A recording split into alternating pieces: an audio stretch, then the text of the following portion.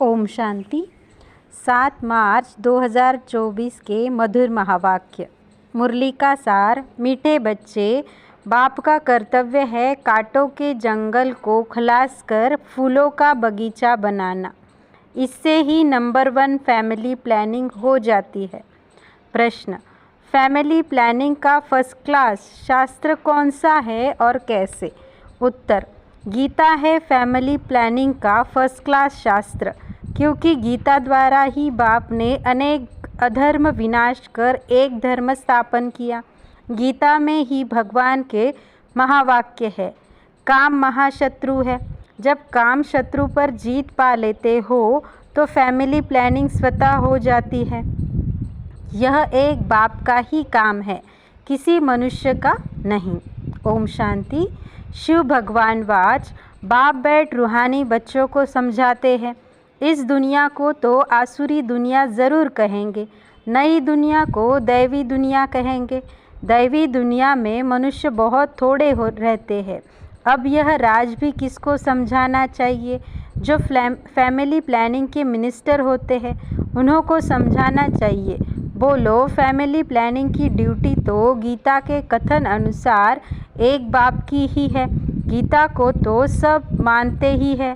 गीता है ही family planning का शास्त्र। गीता से ही बाप नई दुनिया की स्थापना करते हैं। यह तो ऑटोमेटिकली ड्रामा में उनका पार्ट नूंदा हुआ है। बाप ही आकर के आदि सनातन देवी देवता धर्म की स्थापना करते हैं अथवा प्योर नेशनलिटी की स्थापना करते हैं। अपने को देवी देवता धर्म का ही कहेंगे। गीता में भगवान साफ बतलाते हैं कि मैं आता ही हूँ एक धर्म की स्थापना करने, बाकी अनेक सब धर्मों का विनाश करने। तो इससे फैमिली प्लानिंग नंबर 1 हो जाएगी, सारे सृष्टि पर जय जयकार हो जाएगी और एक आदि सनातन धर्म की स्थापना हो जाएगी। अब तो मनुष्य बहुत होने के कारण बहुत किचड़ा हो पड़ा है। वहाँ के जानवर पंछी आदि सब फर्स्ट क्लास होंगे, जो देखने से ही दिल खुश हो जाए। डरने की बात नहीं। बाप बैठ समझाते हैं, तुमने मुझे बुलाया है इसीलिए है कि आकर फैमिली प्लानिंग करो, अर्थात पतित फैमिलीज़ को वापस ले जाओ, पावन फैमिली की स्थापना करो। तुम सब कहते थे बाबा आकर पतित दुनिया खलास कर नई पावन दुनिया बनाओ। यह बाप की ही प्लानिंग है। देखने से ही दिल खुश हो जाए। लक्ष्मी नारायण को देखने से तुम्हारी दिल खुश होती है ना? वहाँ तो यथा राजा रानी तथा प्रजा सब फर्स्ट क्लास होते हैं। तो यह फैमिली प्लानिंग की युक्ति ड्रामा में नूंदी हुई है। तुम बच्चों को समझाना है। पारलौकिक बाप तो सतयुगी प्लानिंग फर्स्ट क्लास करते हैं, कांटों के जंगल को ही खलास कर देते हैं। इस सारे भंबोर को आग लग जाती है। यह धंधा तो बाप का ही है। तुम कुछ भी नहीं कर सकते हो, कितनी मेहनत करो सक्सेसफुल कोई हो न सके। बाप कहते हैं जिस काम विकार को तुम अपना मित्र समझते हो वह बड़ा भारी दुश्मन है। बहुत है जो उनके मित्र बन जाते हैं। बाप ऑर्डिनेंस निकालते हैं, तुम इस पर विजय पहनो, तुम समझाओ। बाप कहते हैं काम महाशत्रु है। विचारों को पता ही नहीं है कि फैमिली प्लानिंग कैसे हो रहा है। यह तो कल्प कल्प बाप करते हैं ड्रामा अनुसार, फिर यह होना ही है। सतयुग में बहुत थोड़े मनुष्य होते हैं, इसमें फिक्र की कोई बात नहीं। बाप प्रैक्टिकल में यह काम कर रहे हैं। वो लोग कितना माथा मारते हैं। एजुकेशन मिनिस्टर को भी समझाओ, अभी के कैरेक्टर्स कितने खराब हैं। देवताओं के कैरेक्टर्स कितने अच्छे थे। तुम बेपरवाह होकर वाणी चलाओ। बोलो, यह कोई तुम मिनिस्टर का काम नहीं है, यह तो ऊंचते ऊंच बाप का काम है। इन देवताओं के राज्य में एक धर्म, एक राज्य, एक भाषा थी। कितने थोड़े मनुष्य थे, परंतु ऐसी युक्ति से बोलना बहुत थोड़ों को आता है। वह रुहाब नहीं रहता। उन्हों को यह लक्ष्मी नारायण का चित्र दिखाना चाहिए। यह फैमिली प्लानिंग बाप ने ही की थी, अब फिर कर रहे हैं। इनके राज्य की स्थापना हो रही है। बाबा ने कहा है, यह लक्ष्मी नारायण का चित्र हमेशा फ्रंट में रखो और बत्तियां आदि खूब लगाओ। प्रभात फेरी में यह ट्रांसलाइट का चित्र हो जो एकदम क्लियर कोई भी देख सके।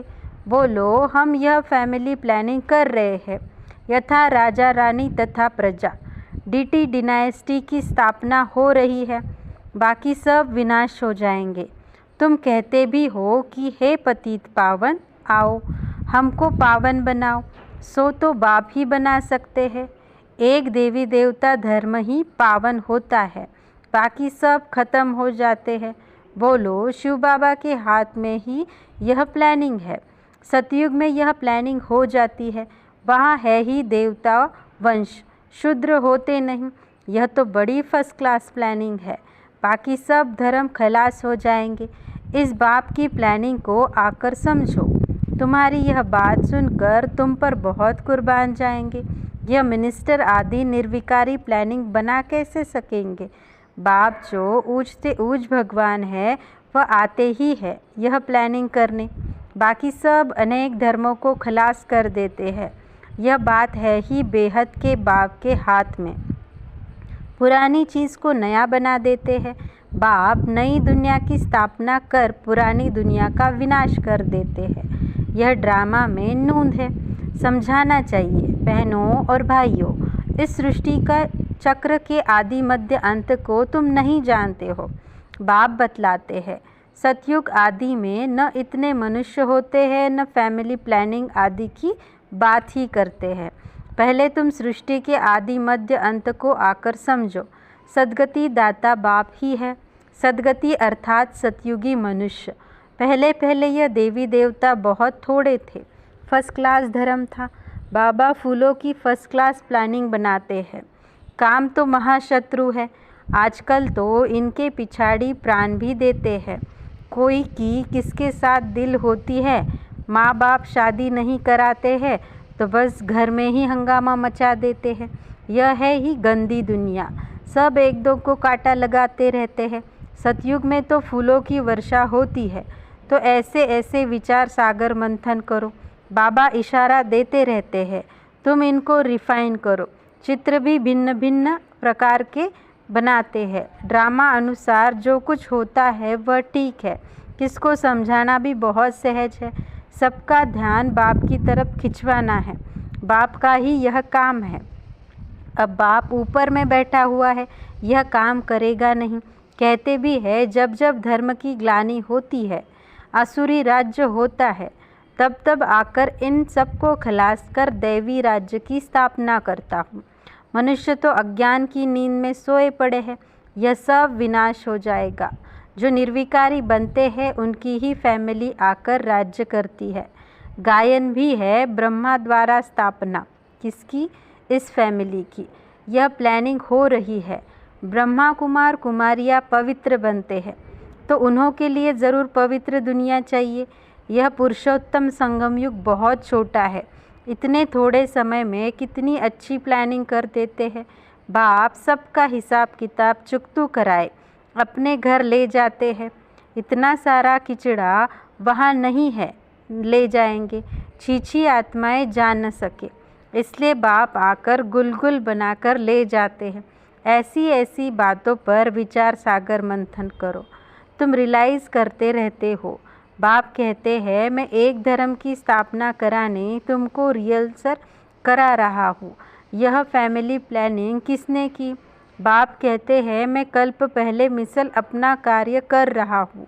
पुकारते ही है, पतित फैमिली से बदलकर पावन फैमिली स्थापन करो। इस समय सब है पतित, शादियों पर लाखों खर्चा करते हैं, कितना शादमाना करते हैं और ही पावन से बदल पतित बन जाते हैं। तुम बच्चों को अब यह ईश्वरीय धंधा करना चाहिए, सबको समझाना चाहिए। सब आसुरी नींद में सोए पड़े हैं, उनको जगाना चाहिए। गोरा बनकर औरों को भी बनावे तो बाप का प्यार भी जाए। सर्विस ही नहीं करेंगे तो मिलेगा क्या? कोई बादशाह बनते हैं तो ज़रूर कोई अच्छे कर्म किए हैं, यह तो कोई भी समझ सकते हैं। यह राजा रानी है, हम दास दासियाँ हैं, तो ज़रूर आगे जन्म में ऐसे कर्म किए हैं। बुरे कर्म करने से बुरा जन्म मिलता है। कर्मों की गति तो चलती रहती है। अब बाप तुमको अच्छे कर्म सिखलाते हैं। वहाँ भी ऐसे ज़रूर समझेंगे कि अगले जन्म के कर्म के अनुसार ऐसे बने हैं। बाकी क्या कर्म किए हैं वह नहीं जानेंगे। कर्म गाए जाते हैं। जितना जो अच्छा कर्म करते हैं वह ऊंच पद पाते हैं। ऊंच कर्मों से ही ऊंच बनते हैं। अच्छे कर्म नहीं करते हैं तो झाड़ू लगाते हैं, भरी ढोते हैं। कर्मों का फल तो कहेंगे ना। कर्मों की थ्योरी चलती है। श्रीमत से अच्छे कर्म होते हैं। कहा बादशाह, कहा दास दासिया। बाप कहते हैं अब फॉलो फादर, मेरी श्रीमत पर चलेंगे तो उच्च पद पाएंगे। बाप साक्षात्कार भी कराते हैं। यह मम्मा बाबा बच्चे इतने ऊंच बनते हैं। यह भी कर्म है ना। बहुत बच्चियां कर्मों को समझती नहीं है। पिछाड़ी में साक्षात्कार सबको होगा। अच्छी तरह पढ़ेंगे लिखेंगे तो नवाब बनेंगे। रुलेंगे पिलेंगे तो खराब होंगे। यह तो उस पढ़ाई में भी होता है। भगवान वाच, इस समय सारी दुनिया काम चिता पर जल मरी है। कहते हैं स्त्री को देखने से अवस्था बिगड़ती है। वहाँ तो ऐसी अवस्था ही नहीं बिगड़ेगी। बाप कहते हैं नाम रूप देखो ही नहीं, तुम भाई भाई को देखो। बड़ी मंजिल है। विश्व का मालिक बनना है। कभी किसकी बुद्धि में नहीं होगा। यह लक्ष्मी नारायण विश्व के मालिक कैसे बने? बाप कहते हैं मैं तुमको स्वर्ग का मालिक बनाता हूँ। यह लक्ष्मी नारायण सर्वगुण संपन्न थे। आजकल जिनका तुम नया ब्लड समझते हो वह क्या करते रहते हैं? क्या गांधी जी यह सिखा कर गए? राम राज्य बनाने की भी युक्ति चाहिए। यह तो बाप का ही काम है। बाप तो एवर पावन है। तुम फिर 21 जन्म पावन रहे फिर 63 जन्म पतित बन जाते हो। समझाने में इतना मस्त बनना चाहिए। बाप बच्चों को समझाते रहते हैं, बच्चे पावन बनो। अच्छा, मीठे मीठे सिकिल दे बच्चों प्रति माता पिता बाप दादा का याद प्यार और गुड मॉर्निंग। रूहानी बाप की रूहानी बच्चों को नमस्ते। हम रूहानी बच्चों की रूहानी बाप दादा को याद प्यार, गुड मॉर्निंग और नमस्ते। धारणा के लिए मुख्य सार। पहला, अपनी अवस्था सदा एक रस अडोल बनाने के लिए किसी के भी नाम रूप को नहीं देखना है। भाई भाई को देखो, दृष्टि को पावन बनाओ, समझाने में रुहाब धारण करो। दूसरा, बाप का प्यार पाने के लिए बाप समान धंधा करना है। जो आसुरी नींद में सोए हुए हैं उन्हें जगाना है। गोरा बनकर दूसरों को बनाना है। वरदान, अपने सरल स्वभाव और शुभ भाव द्वारा भोलानाथ बाप के प्यार का अनुभव करने वाले आकर्षण मूर्त भव। स्पष्टीकरण, भोलानाथ बाप को सबसे प्रिय भोले बच्चे हैं। भोले अर्थात जो सदा सरल स्वभाव, शुभ भाव और स्वच्छता संपन्न मन और कर्म दोनों में सच्चाई और सफाई वाले हैं। ऐसे बच्चे आकर्षण मूर्त बन बाप को भी अपने ऊपर आकर्षित करते हैं। भोलानाथ बाप ऐसे सरल स्वभाव भोले बच्चों के गुणों की माला सिमरन करते रहते हैं। भगवान को भोलापन प्यारा है। आप बच्चों ने अपने भोलेपन से ही भगवान को मोह लिया, उन्हें अपना बना लिया। आज का स्लोगन, अपने चेहरे और चलन से गुण व शक्तियों की गिफ्ट बांटना ही शुभ भावना, शुभ कामना है। अच्छा, ओम शांति।